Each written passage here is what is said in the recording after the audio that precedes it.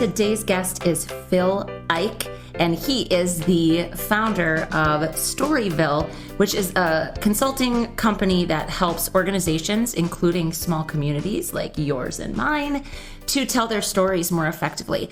Guys, dang it anyway. I get to meet so many cool people with this work that I get to do. And my favorite thing about Phil and I coming together is that we met in a Facebook group. So props to Downtown Happy Hour. I've had Charlie Birch on our show. We've had Jeff Sigler on our show. And these folks came to me all through that particular group. So there's also Proud Places. Those are two Facebook groups. If you do community development work, I really suggest you take a look at those. They're fantastic. But today, let's talk about Phil, who I just want to say may be my new BFF. This conversation is so rich, and it's such an important topic and so aligned with who we are at Growing Small Towns that we actually are breaking this into two parts. So today you're going to hear part one, which is the why, the purpose behind storytelling in the way that Phil is suggesting we approach it. And then we're going to schedule a follow-up and do the how, which we really, who doesn't love the how? We dance into the how just a touch. He gives a couple of great things to think about, but we're going to dive into that more deeply later. Anytime I meet somebody like Phil who is taking kind of a highly buzzwordy idea, and storytelling has become that, it doesn't have the same intention and mindfulness that Phil's approach to it does. And so anytime I meet somebody like that, that's doing a thing that's kind of become cliche, but they're doing it with that real authenticity and intention, I get so stoked. Because I'm not about checking boxes. I'm not about saying like, yep, I need to do these things because they make us look good. I want to do things because they make us be good.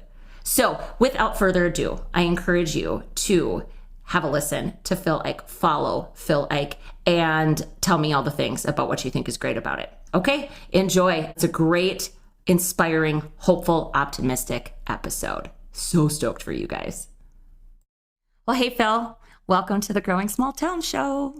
Oh, I'm so happy to be here. Jeff Sigler, I think, was on your show. He was. That was kind of my exposure to you. I'm good friends with Jeff and kind of the Proud Places, Downtown Happy Hour crew. Mm-hmm. And that's how I exposed to your show. And I was like, Growing Small Towns, this is exactly what I love. And so I'm super excited to talk to you. Fantastic. Well, and it's very on the nose, right? Like it's not confusing about what we're doing or trying to do. Okay, so I am so delighted to have you on this program. And by the way, I'm making it my life's aim to get Jeff Sigler to come to North Dakota where I live. And so maybe we'll make it, you guys can road trip together or somehow we make it a big thing. That would be beautiful. Because I haven't met Jeff in person yet. Well, let's make that happen. Yeah, let's do it. Road trip. Yeah. So for our audience, we're going to frame this out in a kind of a two-part series because I think there's so much connective, juicy stuff about the way that you approach your work. And I'm so excited to share really the power of storytelling. So we're going to break this into two parts just for our listeners, that we're going to talk really about why storytelling, why that particular approach, not just from community development, but every small business that exists in my community, every nonprofit that exists in my community. I think it has become sort of a cliche thing where we're like, oh, well, you just have to tell your story. And we say it like that, but we're missing the real meaning behind the power of storytelling. So you have started a company called Storyville. So why don't you just start by telling us kind of how you came to do this work? And so just so everyone knows, we're going to talk about the why this time, and then you're going to come back and we're going to capture the how, which is awesome. And I appreciate you being willing to schedule twice with us. I'm excited to talk about this because like you said, we're at a point where the word story and storytelling, unfortunately, has become really trendy. It's been manipulated in a million different ways. Everybody from, I'm trying to sell you my $10,000 60-minute course to every variation under the sun. And so then when people have this itch, especially within a community, to say, hey, we're not sharing our story like we should, and I get how that's important, it can be really difficult to wade through this world where it's like, well, storytelling over here, and what exactly does it mean? So I kind of stumbled into this work. I used to be a 5th and 6th grade teacher here in Bay City, Michigan. And I was teaching for about 6 years, and my twin brother lost his job in the recession around 2008, 8-ish. It was a little bit after. And so he moved in with me while he was figuring out what his next steps were going to be. And his next step was to build a steel body acoustic resonator guitars in my garage by hand. And so he became one of 3 people in the world at that time to build these kinds of guitars by hand. Can I just stop you real quick, yes. Phil? Why and how? Like, did he already had a penchant yeah, he was for this? formerly he worked for a builder down in Virginia. And so he was building guitars down in Virginia. Family members had some health issues in Chicago, so he left Virginia to go move in with them, help them out. And he was working at a warehouse, a big warehouse there in Chicago. And then they laid him off. And so he started this business in my garage, ended up with a 3-year-long wait list. And I was looking for a way out of teaching. He was looking for an employee. And so I said, okay, let's do this. And so I started working for him, moved to the city of Saginaw.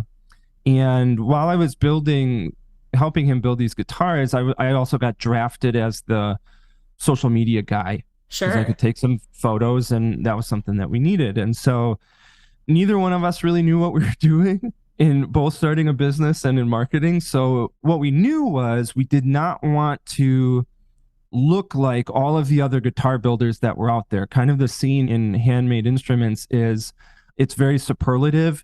This guitar is everything you could ever want to be. It's perfect in every way. Like all of this, like really like heady language. And it just comes across and we didn't want to be that at all. And so what we decided to do was this very documentary style approach to marketing, where we'd be building these guitars and I'd take a photo and we'd talk about why we were building it that way. Or we started playing these fun games with our followers, or all this other kind of documentary focused stuff. So by the end of the first year, we were building guitars about twice as fast, but our wait list was still 3 years long because it just took off like a rocket. And not only from a business standpoint, but we had this ridiculous amount of community that we had created at the end of this first year. People were sending us beer and pictures of their kids and guitars that they had made. And one year we got a giant bucket of live lobster from Maine. There was a restaurant owner, and he sent us. Phil, I want someone to send me a bucket of lobster. It was amazing. We had to Google how to make it. Yeah, what do we do with these? He wanted us to have a real Maine lobster dinner. That's incredible. And it was really surprising because here we were making money, yes, but we were also creating these real relationships, and they weren't even real relationship in a purely digital sense. Like we had shelves and shelves of things that people were sending us. And so things were going really good. I unfortunately was becoming really poor. I love the work and things like that, but I wasn't making a lot of money. And so it got to the point where I was swiping my credit card at the grocery store to buy food. And the turning point came when I went to the grocery store and I had my single bag of groceries at the self-checkout, and I swiped my credit card and it was declined because I had maxed my credit card on food. And so I walked out of the grocery store and I was like, I have to do something. Like, what is something I could do right now that people would pay me money for? And so I thought about this idea that I was helping my brother create media for social media and then posting it for him. And so I thought, well, this might be something that other businesses need too. Somebody to come in, create all of their content, and then implement the content for them. And so in order to build a portfolio that I could get clients as fast as possible, I picked up my camera and I started walking into businesses in Saginaw, offering to do photos for them for free for 60 minutes if I could use the photos for my portfolio. And so I would go into these businesses, they would say, yeah, cool, whatever, man. And I would start asking them these questions. So the first business I ever went into was a cobbler shop. I'd ask him questions like, well, how did a young guy like you get into a dying profession? What does it take to make a shoe? How would you repair this? Things like that. And so then I started taking those conversations, I would record them, and then I would put them in the captions as I posted about the work that I was doing to try to create some buzz. And so that worked really well. By the end of the first year, I had a full client list. By the end of the second year, the city of Saginaw had reached out for some help as far as rehabilitating its reputation. Saginaw is a beautiful city, but it's a beautiful city with challenges like every other. Yeah. And Can you, for point of reference, what's the rough population of Saginaw? It's about 48,000. Okay. And for like me in rural North Dakota, right? Like that's a bigger community. Mm-hmm. So that always helps kind of frame out.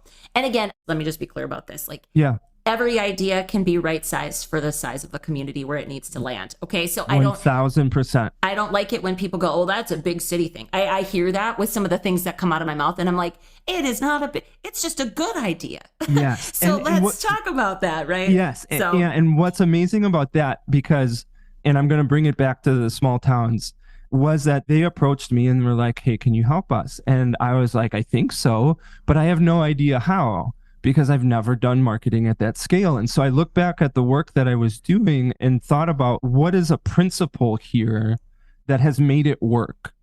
Of your work. You're looking for work. like the thread, the common thread of the specialness, the sauce, right? Is what you're looking for. Okay. And so the special sauce was 4 words, and this is what I pitched them on, was human faces, human stories. God, that's so great, Phil. Because here I was working for very small businesses of 1, 2, 4 people, whatever. Now I have to think about, how do I market a city of 50,000? And so following principles allows you, like, what is something that is true regardless of context? So human faces, human stories can work for a city of 10 million, but it can also work, and it has worked, for a city of 250. Yeah. So that was really the birth of Storyville. And so what I would do is I would go into these businesses and I would interview them, and I would turn those interviews, I'd do a little bit of editing to their dialogue, and then I would post them as quote-based stories. So it's them telling their story in their own words. It took off like a rocket, and that eventually spread to other cities working down in South Carolina and Ohio, here in Michigan now currently, and really just reaching out into all of these communities that really say, we know we need this. We don't know necessarily how to do it. This is something that a giant gap in the way that we communicate ourselves to the world. It's been a really kind of a fantastic ride since. And that was about 3 years ago is when that began. Yeah. And also mid-COVID. Yes. Like right in the middle of all that. So it's relevant in a million ways, but it's only relevant to business success if we choose to make it a thing. So I'm not going to make it a thing with you, Phil, because clearly the need to tell stories is just that important. So there's so much stuff that I want to ask you. And I'm just so grateful to get to hear that entire arc of your story too, by the way. It is. Yeah, I think it's an important arc, because sometimes people, when I do workshop and things like that, people have this idea like, well, I'm not a photographer, so I can't do this, or I'm not a writer, so I can't do this, or, we're a very small community with no budget at all. This sounds like something that you need $100,000 budget for. And that is not true in any capacity. When I go and do these grow your own storyteller workshops, I say, please bring your phone, and that's all you need. We bang out how you do this on any possible scale. Could you do this at a world-class scale with a huge budget? Absolutely, you could. Can you do this at a world-class level with your iPhone 7? Absolutely, you can too. And so because it's principle-based, and because after the success of it initially, I really dug into, okay, why is this working? Why? It's not because I'm a great marketer. There has to be something under the surface here that is making human faces, human stories approach effective. Because it's principle based, you can apply it in so many ways. And if you want to get into more principles, I want to ask, what did you discover? What did you discover about that? Like, because it is, by the way, human faces, human stories, brilliant, friend. I mean, and I say brilliant because it's simple, and people, everybody needs simple. You give me a 34-step process to how to do anything, Phil, that's not accessible in my brain. Nope. I won't use it. I won't refer to it. It will literally die on a shelf, right? Yes. So what did you discover when you were like, okay, what is it really? And by the way, before you answer that question, I just want to say that, like, this informs the way that I think about everything. When it's about principles, sometimes I use the word values. Sometimes I use the word beliefs. Okay. So because it's what creates purpose in your work, how you interact with people. And it always comes back to those fundamental things. That's what better cultures for our companies, for our churches, for our families, for our communities. It's all based on a stated set of principles. So it's brilliant. You're wise beyond you're like, I'm not a marketer. Yeah, you are. Yeah, you are. I'm sure now you're like, I'm a marketer. Look at like, Yeah, but I'm starting to feel more comfortable in that right. role. So talking about these principles, because one thing that aggravates me is people talking about things that don't apply or that unnecessarily burden people. So especially within small communities, like if you're listening to this, you are probably a person with 1,000 different responsibilities. Oh And my so if goodness, I for come to sure. you and I say, hey, small communities, you need to do this, this, this, and this, and it doesn't really apply to you, and now I've just burdened you with guilt. So talking about these principles. So I saw the success this storytelling approach was having, and I was like, what is making it work? What makes it work is how human beings work. You go all the way back to like the very first community, and what makes the very first community work? It's trust. Because trust is the single most important thing within communities. If you don't have trust, you can't have anything else. People Right. won't move there. People won't stay there. The volunteer efforts that you do won't work. They won't take off. You won't have growth, economic, community development, anything, because at a very fundamental level, the people required to do those things don't trust that it's going to be worth their time. Right. So then you dig further into that, and then you think, what then if trust is primary, creates trust? Mm-hmm. And you would think that it's an infinite number of things. Well, are people funny? Are they nice? Are they, X, X, X, X, X? But what science has found is that there are two primary attributes that create trust, and it's warmth and competence. Some people use the terms empathy and authority. I like the word empathy. Don't like and authority. Authority feels a little too like it's iron fisty or something. Yeah. Right? But if you look at the science, they use warmth and competence. It's called the warmth and competence model. And so warmth means, are you projecting that you are friendly, that you care about someone, that you are all of those things? Competence means, are you displaying that you are able to provide someone with something that they don't currently have, but if they form a relationship with you, they are able to gain that. So it could be experience, resources, knowledge, expertise, connection.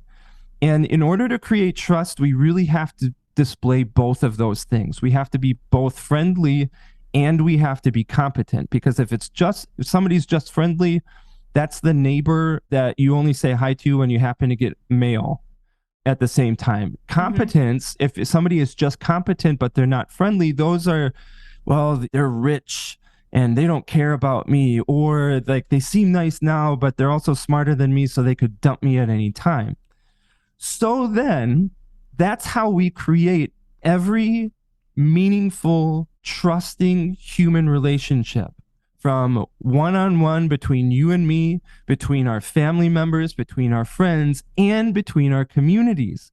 So then the question is, building up from this principle, how does a community display warmth and competence? Because it has to understand, if people don't trust us, we can't do anything that we want. We won't accomplish anything that we want. That strategic plan that has been sitting on the shelf will sit on the shelf for another decade if we don't focus on creating trust. So how does a community create trust? It's through human faces and human stories. It's physiological. There was just a study released a few months ago from Cedars-Sinai Hospital, and it dealt with, I believe, 17 patients with epilepsy.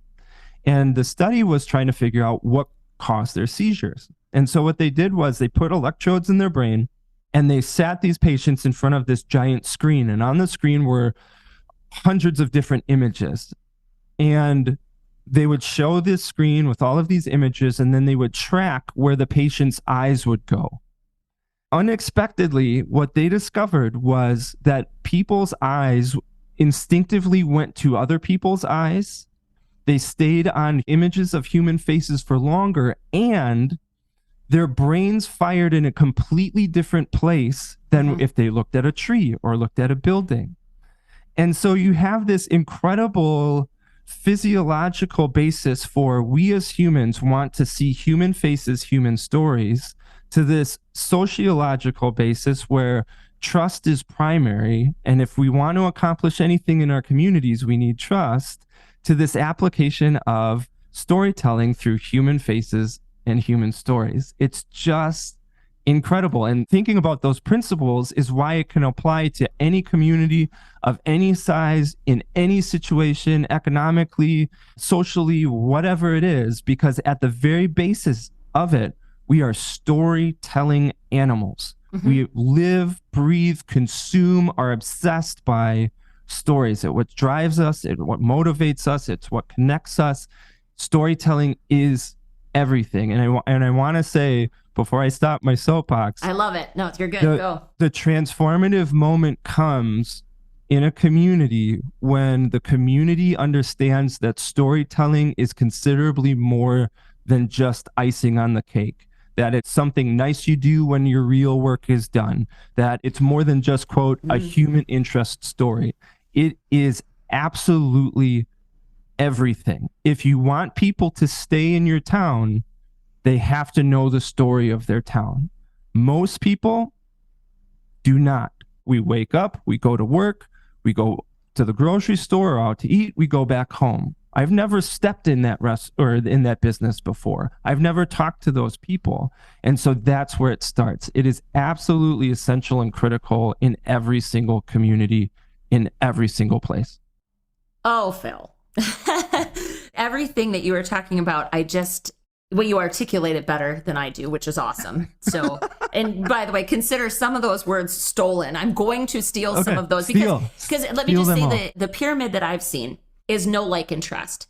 It's all similar things. That's like an old marketing thing, right? Mm-hmm. But the thing about being known and knowing, that's knowledge. Liking, so we don't necessarily have to like each other for this to work, but that's warmth.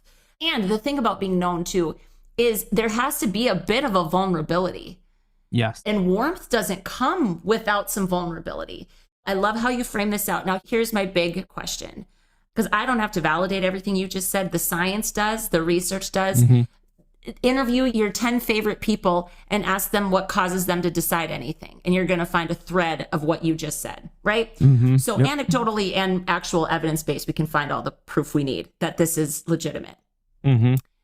How in a community specifically, because you just said communities, the danger is when we see it as icing on the cake. Mm-hmm. But it also happens to be for a lot of people, especially I would say elected officials, and again, I never want to disparage my elected officials. We need the government. But in a small town, a lot of times there's this impression that they are the gatekeepers to all success. They are the gatekeepers they hold the purse strings. They're the ones that can say yes. They're the ones that can say no.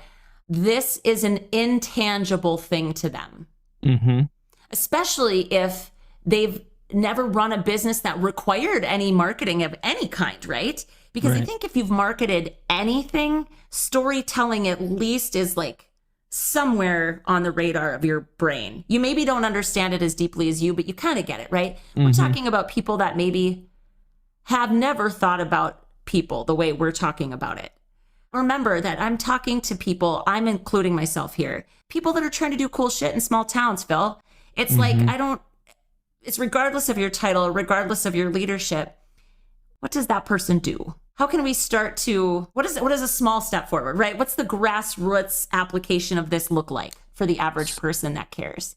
Just to kind of repeat the question, how do you convince people who are not convinced that storytelling is important? Yeah, or even influence them to consider it. I mean, yes, I get this question sometimes, and one of the things I tell people is to just prove it to them.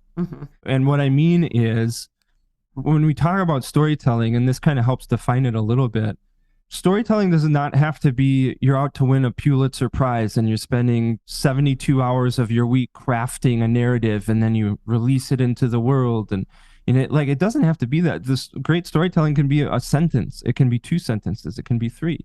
But a really simple way to do it is to start doing it. Like, let's say, take social media, for example, and you're running a Main Street page and you're like, man, this is really the direction we have to go, but how do I convince people that this is important? You just start doing it. So you pick up your phone, you download otter.ai, the app. I love free. that app, by the way. Use it all the time. It's free. It's a game changer. And you walk into a business and you say, I'm going to ask this business owner 3 questions. How did this place start? What's been the greatest challenge you've had to overcome in your life? What do you love about this community? And as they're answering those questions, you're recording their conversation on the Otter app. It's probably a 5-6 minute long conversation. Otter is transcribing it for you in real time. Yep. It uploads it to the cloud. You open that up. You maybe polish it up a little bit because it's not going to be 100% accurate. Right. You add a picture to that and you create a caption with what they said, with a picture of them holding their boot that they made, or holding up clothes that they sell, and then you post it to Facebook. And I'm going to tell you that in seconds, it's going to be one of the most popular posts that you've ever created ever on social media. And I can tell you that because it happens over and over and over again. If every community I've worked with in South Carolina to every community I've worked with here in Michigan, people just lose their brains over it because it connects with them on a deep human level. And then let's say that you repeat that process for 4 weeks. Do 1 story-based post a week. Well, now you have hard numbers to show the people that would only be convinced by numbers. And you can say, out of the 20 posts that we've done, the 4 storytelling posts reached 100,000 people, which is not uncommon even in really small communities that do this work. I'm thinking like little Blissfield, Michigan. I think there's 2,000 folks there. And not only their community lost it over these stories, but everybody outside of their community as well. And so now you have numbers, and you can say to your council members, to your boss, to whoever it is controlling the money, say these 4 posts reached 100,000 people. All the rest of the posts combined reached 6,000. And then you can go to them and say, storytelling is 20 times more effective than everything else that we're doing combined. Yep.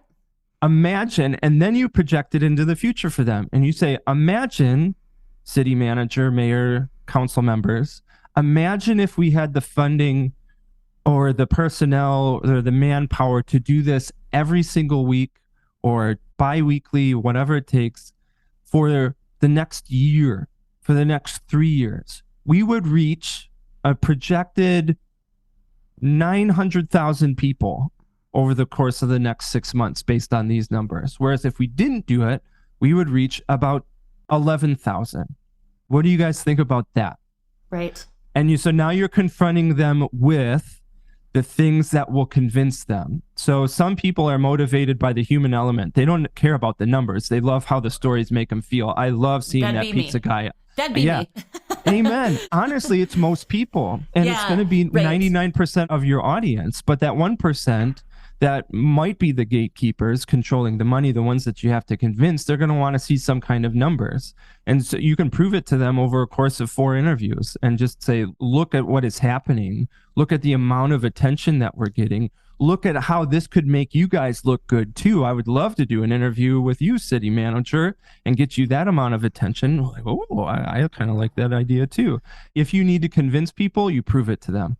And you can prove it to them because it's a relatively easy process, even if you don't consider yourself to be a storyteller. Yeah. Oh, that's fantastic. Okay. So we kind of tipped into the how just a tiny bit there, which is okay. Because when we come back for you, I'm going to want like 5 things. Do these 5 things and start them right now, right? Which you just gave us something to work with, which was awesome. I kind of want to circle back to the why just a little bit. Let's do it. Because part of this, and I think, I was talking to you before we hit record a little bit about the fact that like, I don't like to consider myself a public figure, but I have a podcast. I speak for a living. So I'm public in the sense that I'm not afraid to step out and do that, right? One of the things that I've struggled with since doing this work and kind of having a more formal role in my community is helping the average person understand that every time I leave this community and I speak about this community with a sense of, I love competence and warmth, because being a welcoming individual is something I really aspire to be. Like, I aspire to be the kind of person that leads with warmth. I hope that's happening. I hope that's landing. That's who I try to be, right?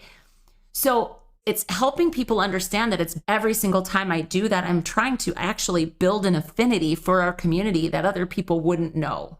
Like they wouldn't know or care about Oaks, North Dakota. We have 1,798 people in my community as of the 2020 census.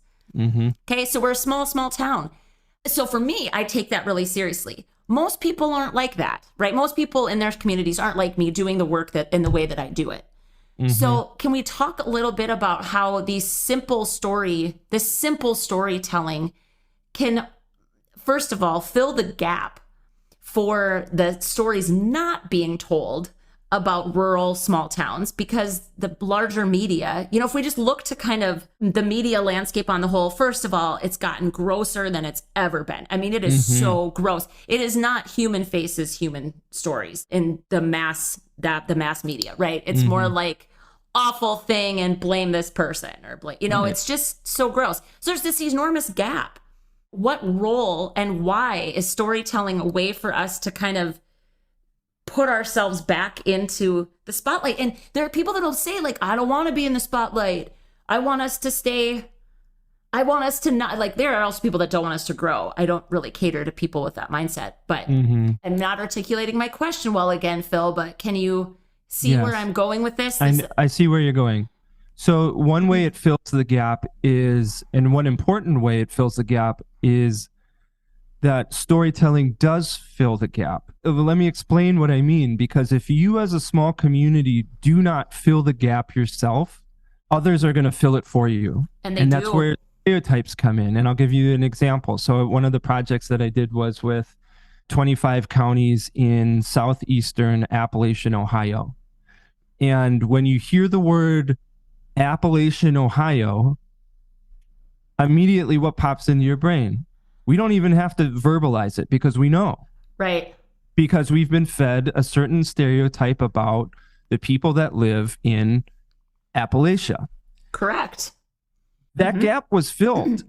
That gap was filled. And now a lot of these communities, small communities, there is not a city in those 25 counties above 25,000 people. Yeah. Small, rural. What the rest of the country did, because a lot of these communities were unable to fill the gap with the accurate narrative, was the country just said, okay, yeah, this is who you guys are. We're going to write you off as poor, impoverished, uneducated, all of these things. And so what they did, they called me in and I interviewed all of these amazing people starting up their town's first coffee shop, trying to get stable internet there, doing something at a world-class level that you would never expect.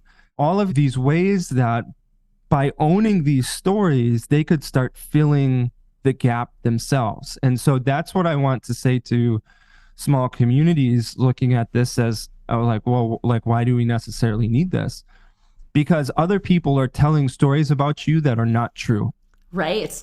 How does that make you feel that they are writing you off, that they do not acknowledge your existence, that they don't look at a town of 2,000 and say, that's a valuable contribution to the world. Cities are where it's at. I want huge cities. You guys are nothing. Like, how does that make you feel? That's got to feel violating, right? A violation of pride. And how would it make you feel if more people looked at you and the people you love and your community and said, that is a special place. Those are special people. Those are important people. I mean, like, imagine filling the gap with a feeling like that instead of a feeling of ambivalence. It's just an absolute game changer. Yeah. Of course, I just love this so much. It's about taking back the narrative of our own existence. Yeah. And for the people that say, what I think has happened in some small communities, and again, some of this, I would say some of this is conjecture. So, you got to forgive me for that. But yet I talk to lots of people in small towns. It's not as if I have no data to back this up, right? Right. Certainly anecdotal, because I don't do research, Phil. I'll just be honest. Like I always say that. I'm like, you're not going to find science here. I am going to talk to people and start to put together constructs of how we need to do this stuff. But what I think has happened is that some people said, I don't give a shit. I don't care if they think that way about us. Well, That will work to a point, but then when we start to lose residents faster than we bring new residents in, and some of our core services start to decline, some of our key things start to go away, then it becomes okay, well, we're not going to solve this from the inside out.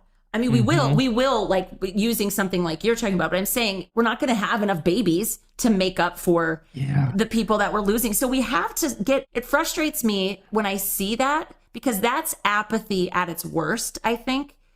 And we kind of just go, well, it's what they say. Yes. See, and I love this rabbit hole, because this is kind of a new rabbit hole in this conversation, is that feeling of like, well, I don't really care whether or not other people care about me, is exactly apathy. And that's something Jeff Sigler talks about all the time. Right. And I love that he's talking about that, because it's such a core and a common thread in so many of our communities and what's really holding us back. And what you're saying is brilliant, in that apathy doesn't ever not have an effect. Correct. To the person who is feeling apathy, I may not feel affected. And in fact, in some cases, I might even feel relieved, because my apathy, what do I get out of engaging with this community? I don't really care what other people think. Right. It makes my life easier, because I don't have to go to council meetings. I don't have to clean up the trash on the street. I don't have to do any of these things. So my life is easier. Yeah, it's a release of energy, right? Like you can just go, oh, well, I don't have to. Suddenly I don't have to give. I don't have to show up. I don't have to provide energy. I don't have to. Yes. Yeah. But imagine if you are apathetic about finding a job, and you're like, you know what? My life is easier just sitting at home. And what ends up happening? You run out of money, and then now you can't buy food. And now you get kicked out of your house because you can't afford your rent. And now you are in a really bad situation, when at first you thought like things were really great. And so this idea that we have given ourselves permission to be apathetic in the sense of perception, of both self-perception of how we perceive ourselves as community, and how other people outside of our community perceive us as well. This idea that we've given ourselves this kind of permission has an effect on our quality of life. And we don't feel it right away. We don't wake up tomorrow and say, oh man, we just lost 17 businesses because I didn't care yesterday. It happens slowly over time. Right. And then we wake up in these communities that are losing 1,000 people a year, that were once built cities predicated on a tax base that could support that infrastructure. And now we don't have it. And everybody's like, well, why don't our roads get fixed? It's like, well, because they will never get fixed, because we don't have the people here to be able to pay for it.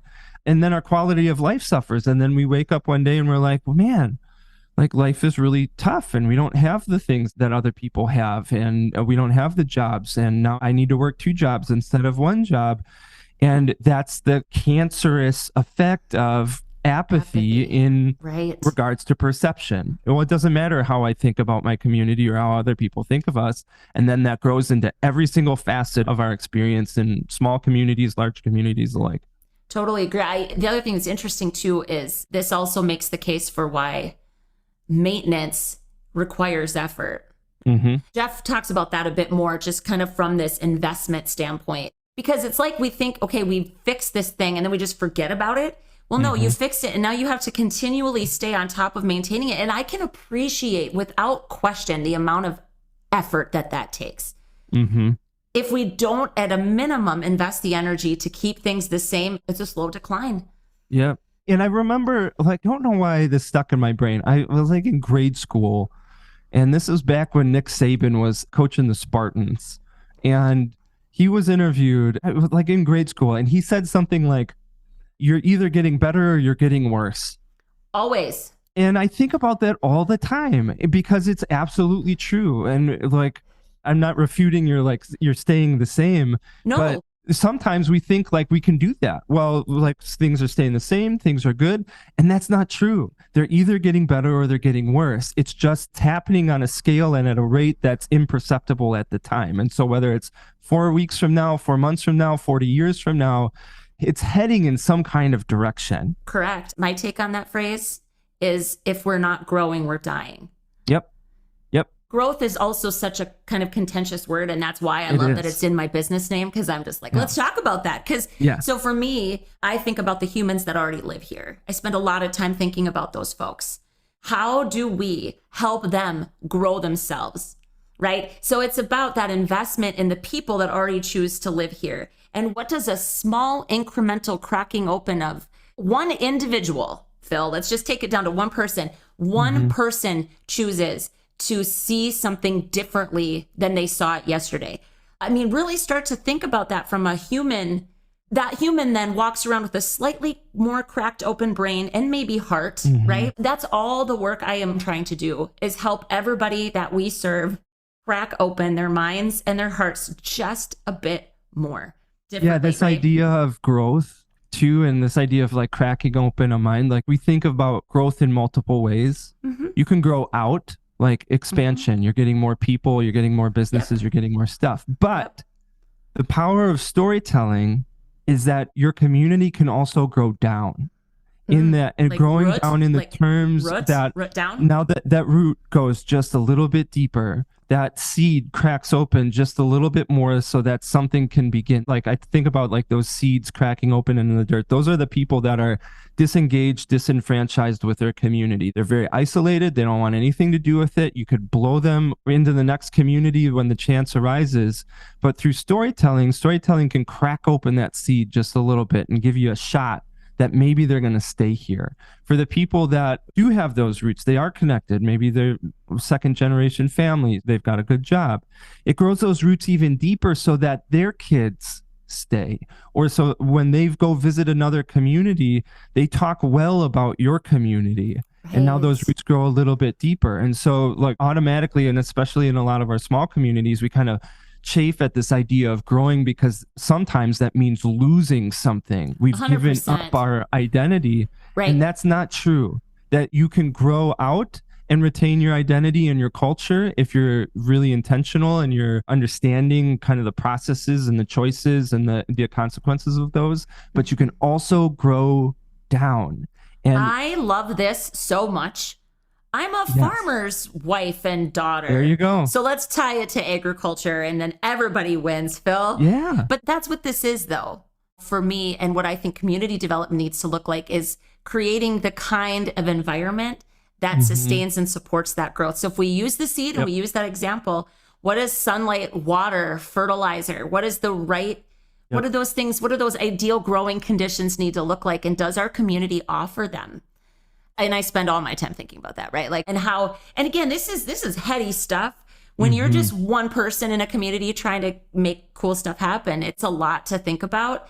But when I find other people like you that so eloquently articulate the things that are in my brain, it is so lovely, because then you just don't feel like a crazy person.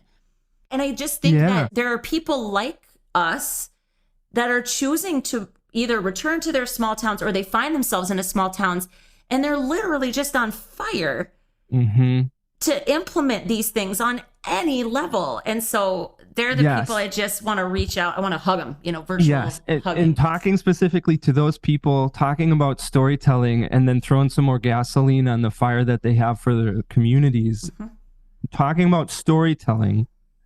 There's a great quote from Peter Kageyama's book, For the Love of Cities. And he said something like, I might misquote him, but he said something, what if we stopped trying to make our cities more livable and instead tried to make them more lovable? And he goes on about how the human heart is the single greatest motivator, the single greatest mechanism of transformation.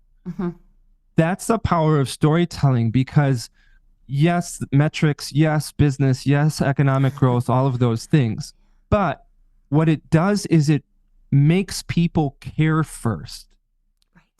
I will never shop at that retail store if I don't care about something that retail store can offer me.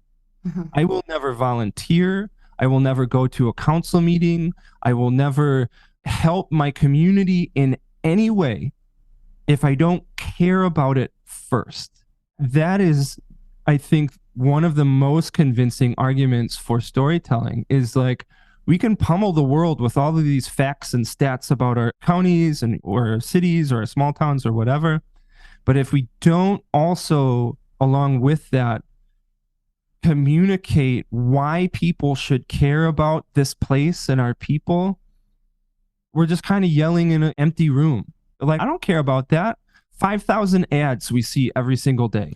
By the end of this week, you will have consumed more information than a person 150 years ago would have consumed over their entire lifetime. What a fantastic statistic. I mean, yes. Seriously. And so how do you compete against a world like that, where people have the attention span of 0.6 on average on social media, 0.5 to 0.7 seconds? We have shorter attention spans than goldfish. So in a world like that, how do you win? You make people care. And then you make people care by leveraging this physiological need for human faces and human stories. When a community decides that storytelling is critical to its life, it decides to reach down into our DNA and say, people are the most important thing in our community. And when we do that, we not only reach into the DNA of the people within our community, but those outside of our community. It's the single most compelling way that we can communicate to both the citizens in our place and those outside of our place.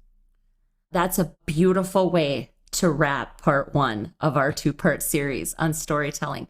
Phil, what a delight.